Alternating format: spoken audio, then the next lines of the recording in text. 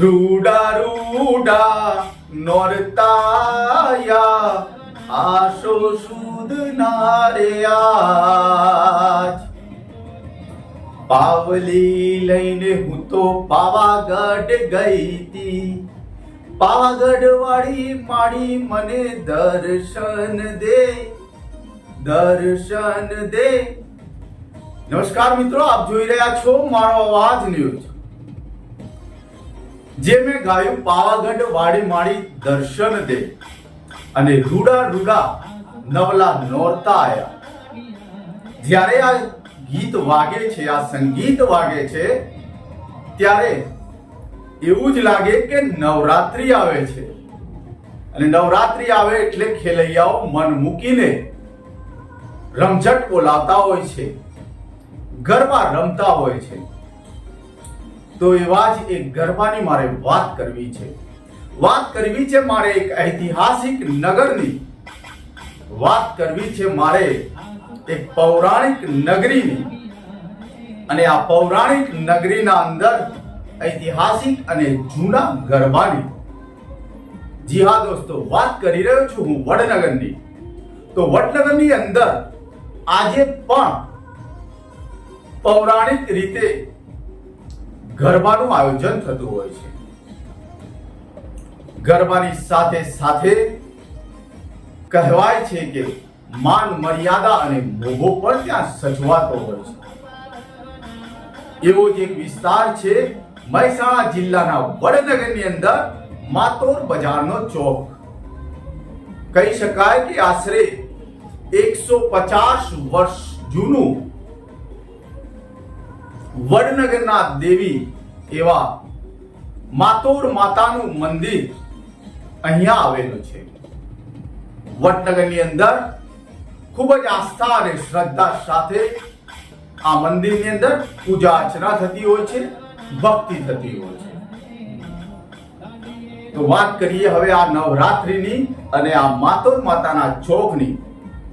તો માતોર માતાના યુવક મંડળ, એમના મિત્ર મંડળ દ્વારા સુંદર મજાનું અહીંયા ગરબાનું આયોજન કરવામાં આવે છે। માતોર માતાના ચોકમાં બીજના દિવસે એક ગરબો મૂકવામાં આવે છે, એની સ્થાપના કરવામાં આવે છે। અને આ ગરબાની આજુબાજુ બહેનો, દીકરીઓ, માતાઓ અને સાથે સાથે નાના નાના ભૂલકાઓ ગરબે ઘૂમતા હોય છે।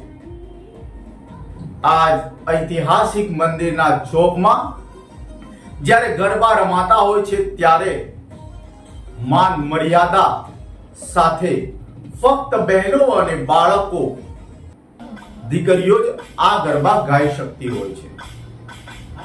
એની અંદર કોઈ પુરુષ ગરબા ગાતા નથી। હા, આયોજનો પુરુષો દ્વારા કરવામાં આવે છે, સાથે સાથે મહિલાઓ પણ આયોજનની અંદર ખભેથી ખભો મિલાવીને કામ કરતી જ હોય છે।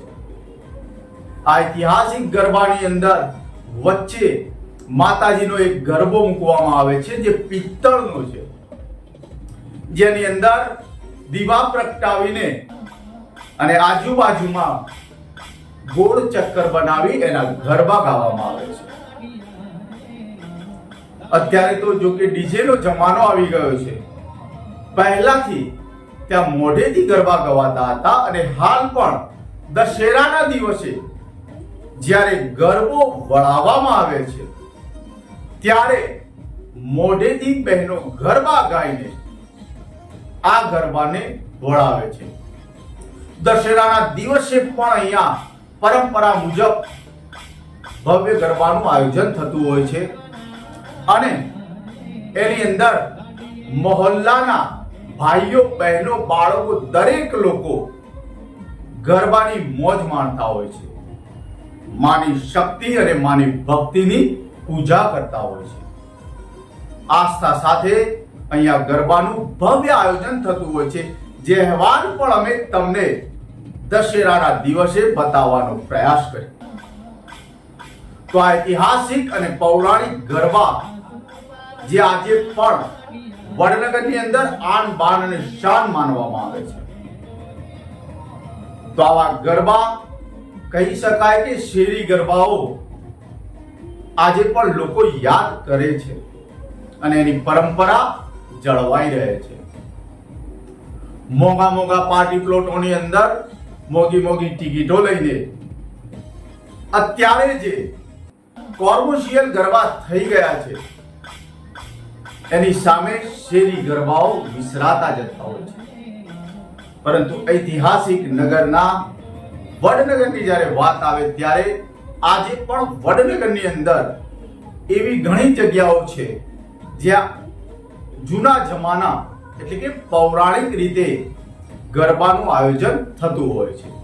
તો આવા જ ગરબા માતોડ માતાના ચોકમાં છેલ્લા ઘણા વર્ષોથી અહીંયા રમાય છે અને એનું સુંદર મજાનું આયોજન પણ માતોડ માતા મિત્ર મંડળ યુવક મંડળ દ્વારા કરવામાં આવે છે.